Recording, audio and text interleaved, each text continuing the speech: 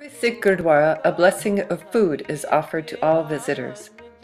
No one is turned away. A handful of this sweet delicacy offered to each visitor is called Karha Prashad. It is a special confection of equal parts clarified butter called ghee, sugar, and whole coarse wheat flour. These three ingredients, used in equal parts, transform under the chef's skillful watch. Let's see how the chefs and volunteers of the day ensure that the 240,000 daily visitors are offered this blessing. The sugar is dissolved in hot water in a separate cauldron. The flour and clarified butter are roasted in one cauldron.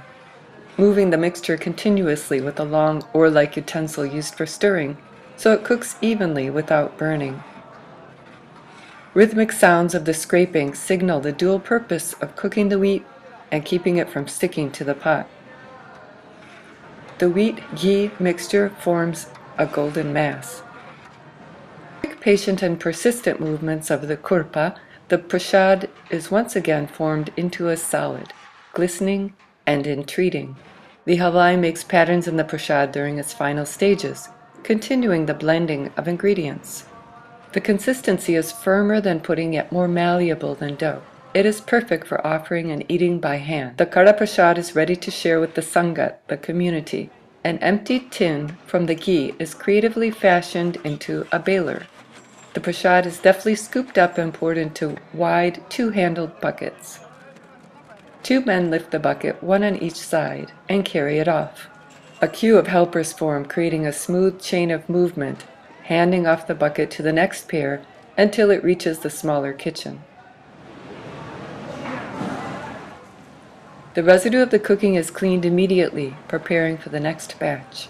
One cauldron serves 5,000 to 6,000 people. The prashad is transferred into more manageable salvers and covered with a cloth. The sevadar, balancing the salver on his head, carries it through the crowd and places it carefully on its platform. A second sevadar uncovers a portion at a time and distributes it by hand. The prashad is received respectfully by each visitor with hands cupped together. The offering and receiving of Karha Prashad is a vital part of Sikh hospitality. Each visitor is offered a handful served from the same bowl to each person. The prashad is meant to be eaten right away. One can take prashad home to share with others. You may make a donation and receive a smaller platter of prashad. This platter is added and combined with the prashad that others have offered.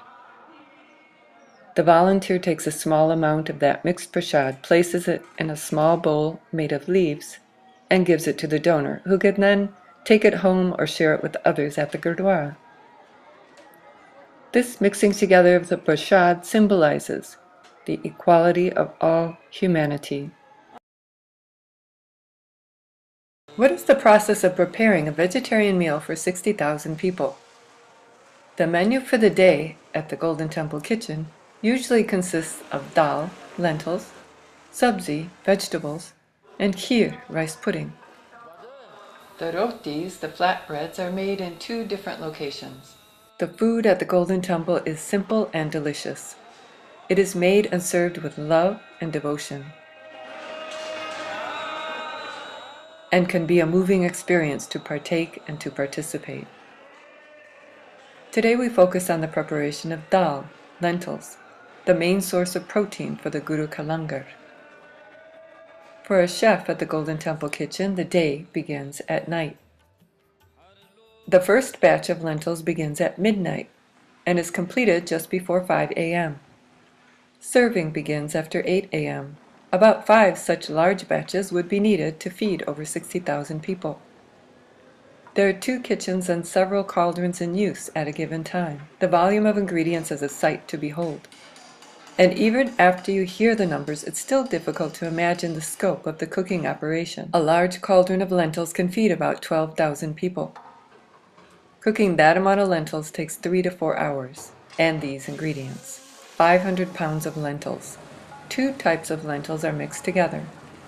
Also included are 60 pounds of onions, 18 pounds each of garlic and ginger, 25 pounds of ghee, clarified butter, 25 pounds of salt, and an equal amount of turmeric and ground spices, 2 pounds of chili powder, The lentils are rinsed and drained 3 times.